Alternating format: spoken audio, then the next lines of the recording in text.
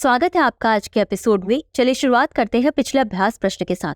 Rat hole mining के संबंध में निम्नलिखित कथनों पर विचार कीजिए। 1. यह मुख्यतः संकीर्ण सुरंगों की खुदाई है। इन सक्रिय सुरंगों में श्रमिकों के लिए अंदर जाना और बाहर आना काफी कठिन होता है। 2. इस तकनीक का प्रयोग भारत के दक्षिणी राज्यों में संकीर्ण क्षैतिज निक्षेपों से कोयला निकालने के लिए किया जाता है। उपर्युक्त में से कौन सा या कौन से कथन सही है या सही है? A केवल 1, B केवल 2, C 1 और 2 दोनों, D न तो 1 और न ही 2। इस प्रश्न का सही उत्तर है विकल्प A केवल 1।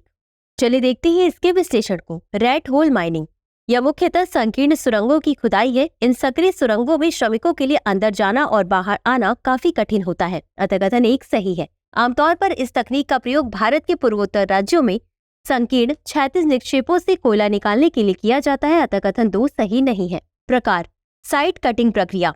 संकीर्ण सुरंगों को साइट कटिंग प्रक्रिया में पहाड़ी ढलानों में खोदा जाता है, जहां श्रमिक मेघालय की पहाड़ियों में आमतौर पर 2 मीटर से कम सक्रिय कोयले की सीम का पता लगाने के लिए प्रवेश करते हैं। बॉक्स कटिंग का उपयोग करके कोयला निकालते समय एक आयताकार प्रवेश द्वार बनाया जाता है तथा एक ऊर्ध्वाधर गड्ढा खोदा जाता है और फिर रैट होल के आकार की क्षैतिज सुरंगें तैयार की जाती है। तो चलिए शुरुआत करते हैं आज के एपिसोड की पहले प्रश्न के साथ।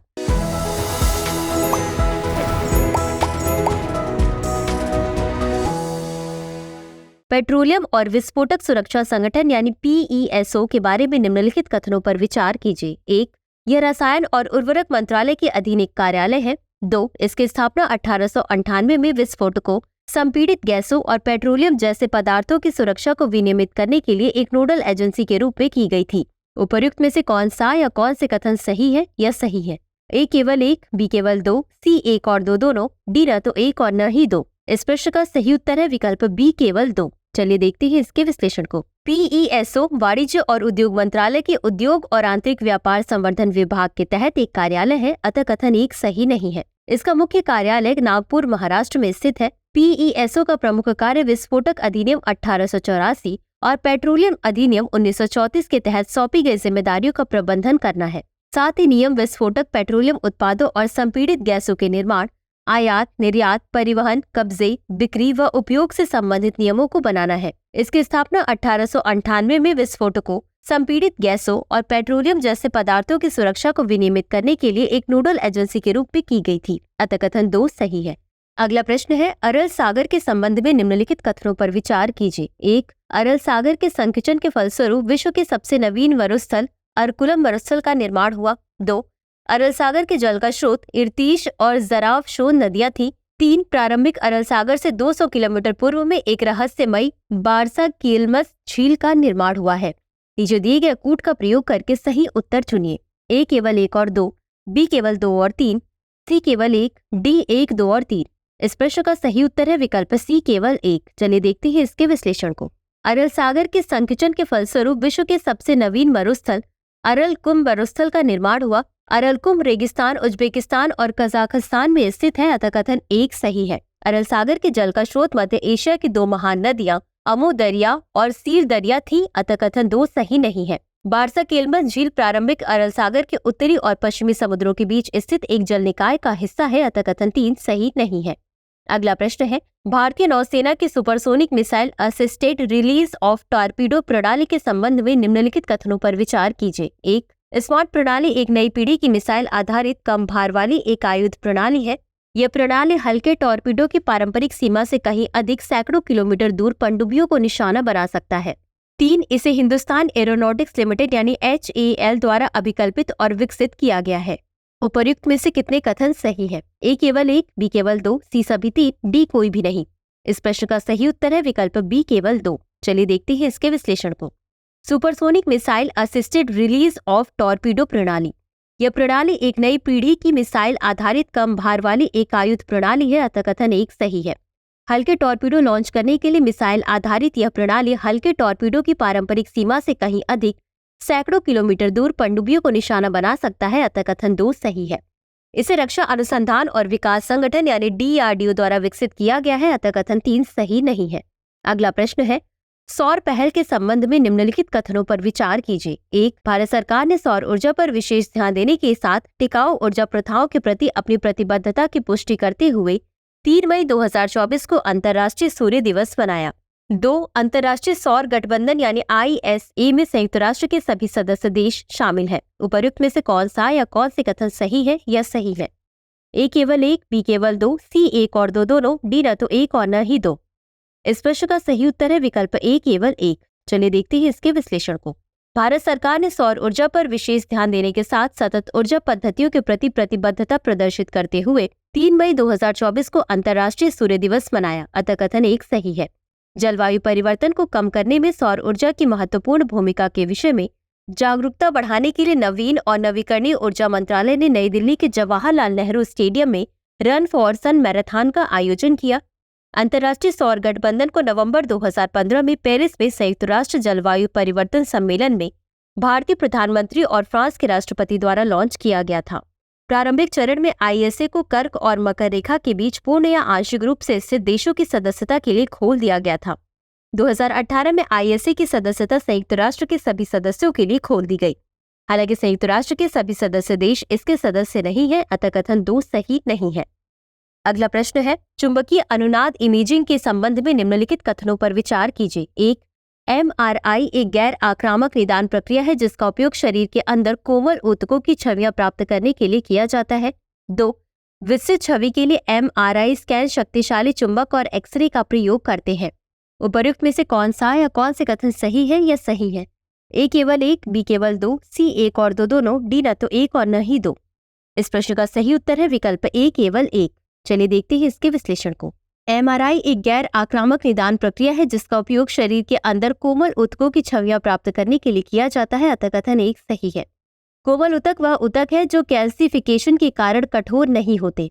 कोमल ऊतकों का कैल्सिफिकेशन एक ऐसी स्थिति है जहां कैल्शियम लवण कोमल ऊतकों में एकत्रित हो जाते हैं जिससे वे कठोर हो जाते हैं।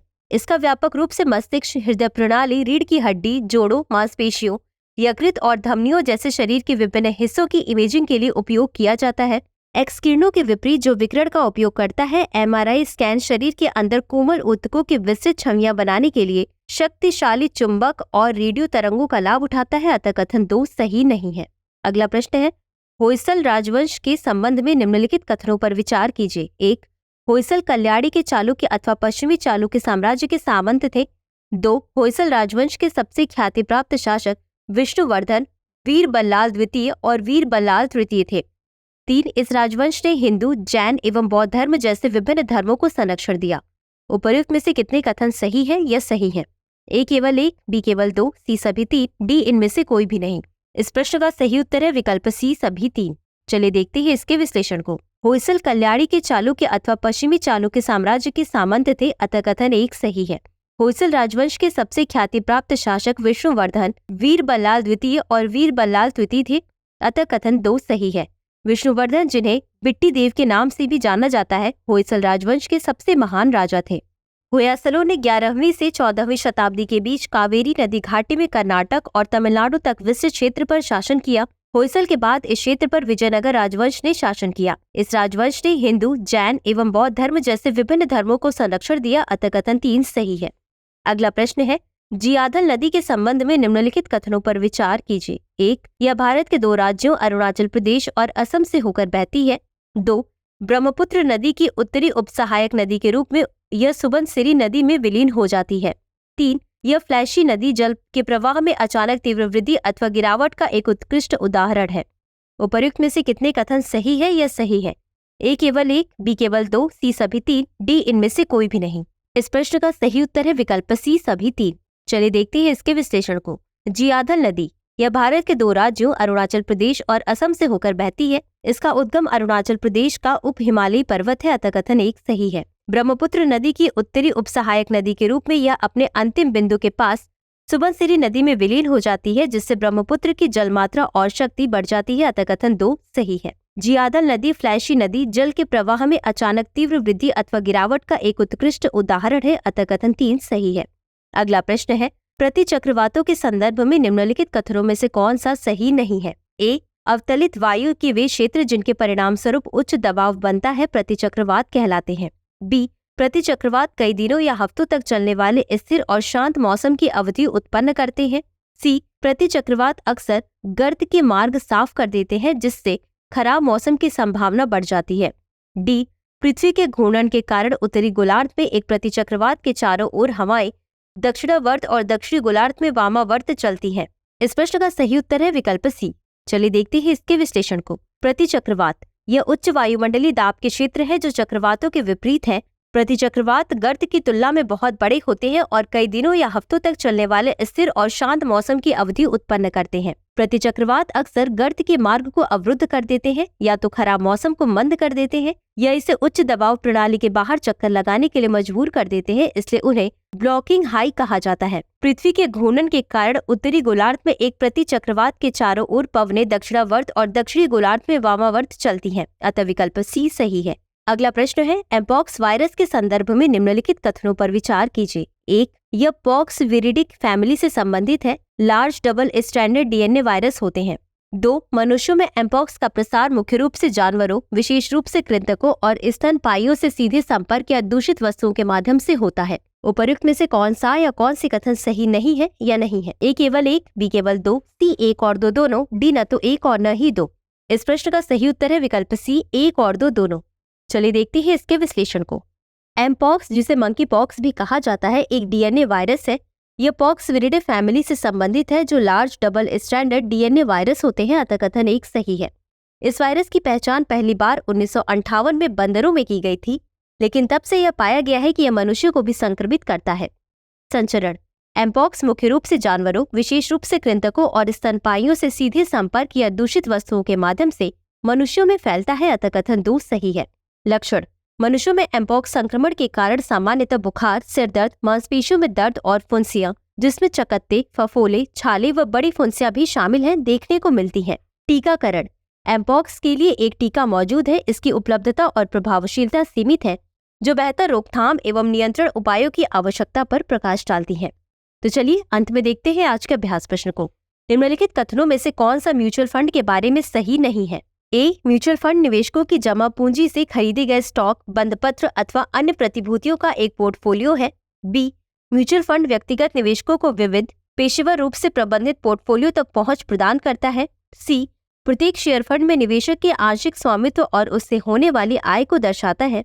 डी. निवेशकों को शेयरों से प्राप्त लाभांश प्राप्त होता है, लेकिन वे म्यूचुअल फंड में अतिरिक्त शेयरों के लिए अपनी कमाई को पुनः निवेश नहीं कर सकते हैं। इस प्रश्न का उत्तर कमेंट बॉक्स में जरूर दें। आज के लिए बस इतना ही। धन्यवाद। डियर व्यूअर्स, अपने एग्जाम की तैयारी को और बेहतर करने के लिए हमारे चैनल को लाइक, शेयर और सब्सक्राइब करना न भूलें।